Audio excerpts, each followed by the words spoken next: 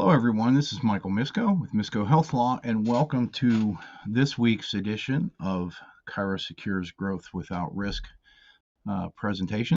And what we're going to talk about today is what I like to call the Medicare dilemma. And in chiropractic, does Medicare, billing Medicare, actually make any sense whatsoever once you understand not only Medicare's coverage limitations, but more importantly, their documentation requirements.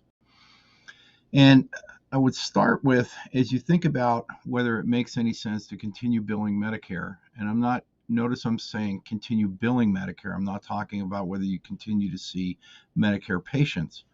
But with respect to billing Medicare, you have to consider the amount of work involved versus the risk and the potential profit.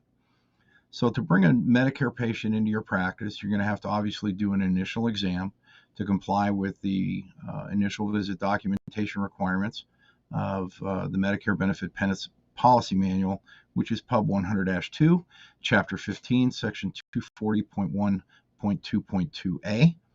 And in there, it outlines all the elements of documentation that are required for the initial visit. And what I've found doing many Medicare post-payment audit appeals for chiropractors across the country is that Medicare contractors and many administrative law judges look at those or look at compliance with those requirements as a condition of payment in the Medicare program, meaning if you do not have something that the documentation guidance says that you're supposed to have, then that makes the service medically unnecessary, which superficially is kind of ridiculous because it's not the paper or what's on the paper that technically should make care medically necessary or unnecessary. It's whether the patient, consistent with the medical necessity requirements or standards in the Benefit Policy Manual at Section 240.1.3, whether the patient has a subluxation in the direct area of complaint, whether there's an associated neuromusculoskeletal condition, and whether there's an expectation that the care will significantly improve the patient's condition or capacity to function in a reasonable and generally predictable period of time. Or, if you look at Section 240.1.5, will arrest or retard deterioration in the patient's condition. So, in that vein, unfortunately, medical necessity analysis for Medicare is more about whether you filled in all the blanks or not for both the initial and subsequent visits than it is a strict analysis fundamentally focusing on that expectation component of medical necessity. Although contractors especially, they'll take the treatment plan requirements, which are only detail what a treatment plan should include, and they take in the second and third elements, the specific goals and objective measures to evaluate treatment effectiveness, and they turn it into this requirement for objective measurable goals, which nobody has, and therefore they deny all the care. And best efforts notwithstanding, sometimes we're successful at convincing administrative law judges on appeal, which is a very expensive process, that the analysis of medical necessity should focus on whether there was a real patient who had a real problem, real subluxations and associated neuromusculoskeletal conditions, got real treatment, and got an actual real benefit. Interestingly, those are facts that aren't usually considered in these appeals or in these audits. And that should be the only thing that's significant. So when you're looking at the obligation to bill Medicare, there are a truckload of documentation content requirements that come along with it that make it extremely time-consuming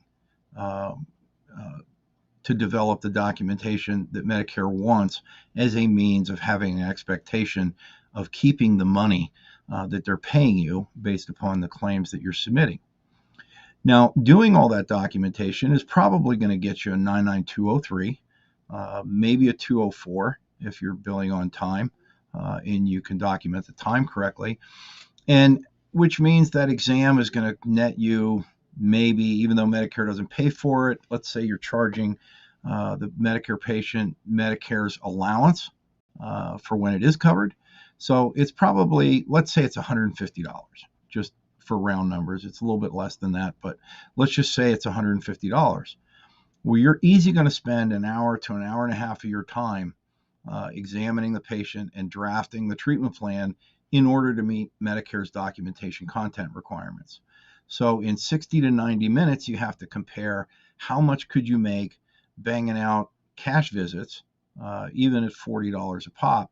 It doesn't take too many before you see 3-4 people in that hour and you're already making more money than you're making writing treatment plans. And in the cash world, you're doing a service that you enjoy doing as opposed to something that you probably absolutely hate doing.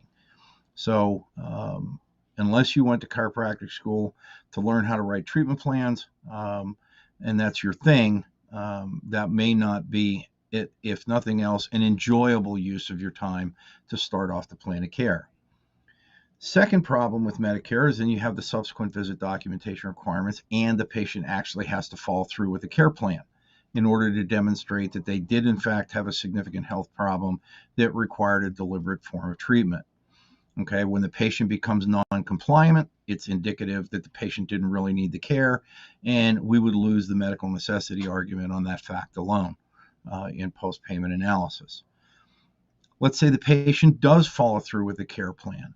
Medicare believes, based upon its average utilization, that patients on average should receive about 5.8 to 5.9 visits per year.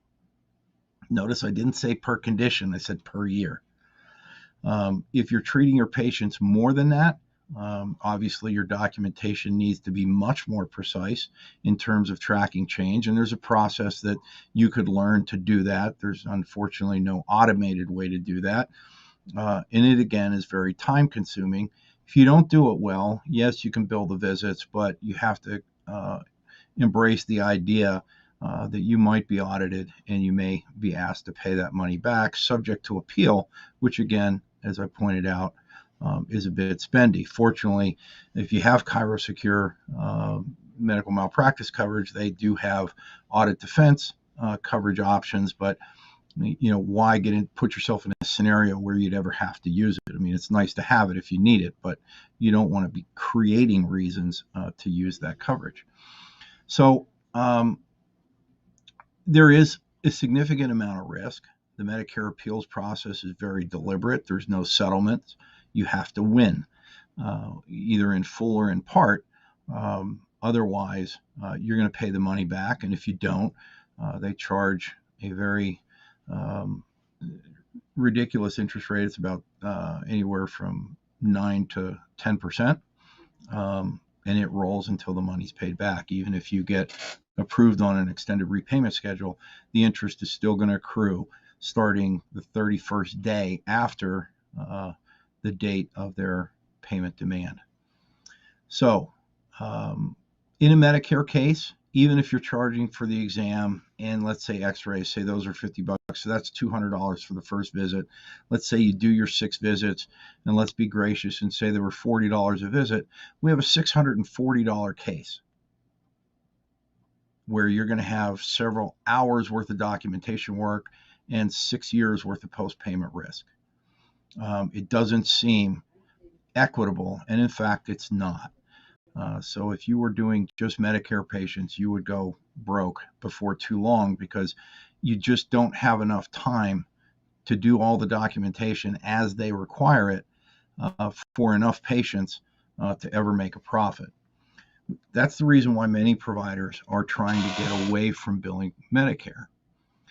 Now, if you are one of those folks that has questioned why this makes sense and how do I get out of it, and you're of the unfortunate belief that you're stuck and there's nothing you can do, you would be wrong, because there are some things that you can do. Obviously, most people would agree that if you do non-covered services like electric stim, ultrasound, things of that nature, they would agree that you don't have to bill Medicare. But you have to really precisely analyze what Medicare actually covers when performed by a doctor of chiropractic, and it is manipulation of the spine. In the benefit policy manual, it's section 240.1, they create an exception for instruments but you have to perform a manipulation with the instrument. It doesn't say instrument adjusting is covered. It says that manipulation performed with a manually controlled instrument is covered. Because the statute is very precise, it says manual manipulation of the spine. So the benefit policy manual makes that clarification, but the key is manipulation. Now, I'm a coder. The word adjustment doesn't mean anything to me because there's no code for it. So I'm very precise about whether something is manipulation, it's mobilization, it's manual traction, or some other type of therapeutic intervention. I said this many times and I've been criticized for it. And I'm going to say it again because it happens to be right. Any technique could be manipulation. Any technique might not be manipulation on a case-by-case basis. And it's important to understand what manipulation is or how it's defined. In states where chiropractic and PTs have drawn a line of demarcation, with PTs, it's the difference between a grade 4 and a grade 5 mobilization. In chiropractic, it's called a manipulation or adjustment, but it's commonly defined consistent with every textual definition I've seen in either published standards and or widely known chiropractic text. It's defined as movement of the joint into the paraphysiologic range of motion. So grade 4 mobilization moves the joint within the passive range but doesn't break that barrier. Sometimes manipulation is equated with audible cavitations, although in theory you could move the joint into the paraphysiologic range and not get a cavitation. Usually when you get a cavitation, that means you broke the paraphysiologic barrier. But however you define it, you can take advantage of that precise definition, and if you perform non-manipulative forms of adjusting, then you have no statutory obligation to bill. So if you read the Medicare statute very carefully, I'll direct you to 42 U.S.C. section 1395, W-4, subsection G, subsection 4. You'll find that your obligation to bill only extends to services, and I quote, for which payment may be made under this part. So if Medicare won't make a payment for something, for whatever reason, meaning it's statutorily excluded from coverage, then there's no obligation to bill. And interestingly enough, the fee limitations don't apply either. It gets a little quirky when we talk about spinal manipulation in chiropractors because that service is not per se statutory excluded from coverage. However, there is a general exclusion at 42 U.S.C. section 1395. Why? Subsection A1 big A that says that items or services that are not medically necessary for the diagnosis or treatment of an injury, illness, disease, or defect are not covered under the Medicare program. Now, Medicare takes the position that because manipulation is covered and is only not covered for reasons of medical necessity, that if you want to avoid the billing obligation, you have to tell the patient that the service that they're going to receive on that day is not medically necessary, fill out an ABN, and if the patient selects option 2, then you're absolved of your billing obligation. Now, interestingly enough, the option 1, option 2, I understand it's not medically necessary and I have to pay, but I want you to bill Medicare, option 1, or I understand it's not medically necessary and I have to pay and I don't want you to bill Medicare, and I further understand that I have no appeal rights. Those options really don't have any regulatory or statutory origin. Nothing in the statute or regs regarding ABNs gives the patient the authority to direct you whether to bill or not. It's something that Medicare came up with on its own with its form. If you remember, if you've been around the game for a while, you remember the ABN forms of old didn't have that option. Nonetheless, they do now. So, and Medicare will tell you you cannot influence or tell the patient how to fill that out, but you can tell them, depending on how they fill it out, will determine whether the service is going to happen or not. So they're free to pick option 1, but if you're adamant about not submitting claims to Medicare, then you can say, well, we're not willing to provide the service. You need to go somewhere else. And many of my clients, in fact, do that. If you pick option 2, we'll provide the service, sign the ABN. Bad news, you got to do the ABN every day. So it becomes administratively a little bit more difficult to go the non-billing route when you're performing spinal manipulation, as opposed to non-manipulative forms of adjusting. However, either one will get you there. The one downside about doing the manip route with the ABN, if the patient calls Medicare, no matter how perfect your ABN is filled out, they will determine that it did not provide the patient sufficient notice of the patient's obligation to pay. They'll make you refund the money to Medicare, and they will refund it to the patient. Under the NEMB, I didn't do a covered service option. As soon as they see through the notice of exclusion of Medicare benefits, some of the other cash forms we implement, and the documentation, which is very precise as to whether manipulation, mobilization, manual traction was performed, and they see that manipulation was not performed, throw a cover letter in the response. They realize that a covered service didn't happen and Medicare is fine. So they understand why bills were not submitted in that scenario. So either way, your takeaways are the Medicare risk, work risk versus profit equation is completely upside down. Some folks have turned away Medicare patients unnecessarily only because they thought if they saw a Medicare patient, they had to submit a claim, and they didn't want to do that. There are legitimate ways to avoid that obligation, and with a little bit of effort and documentation, you can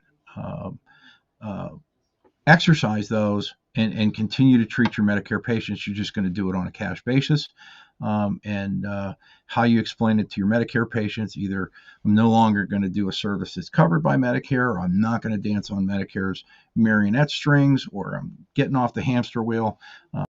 Most of your patients, if they value the services that they're receiving from you, will come. They will pay cash. And even if they don't come as often, you're going to be a lot happier, because you're never going to have to look over your shoulder waiting for Medicare to start shooting rockets at you. I think that's all we have time for today. And I hope that was helpful. Obviously, that's about a 1-hour discussion condensed into 15 minutes. So feel free to reach out if you have any questions. Until next time, have a great day.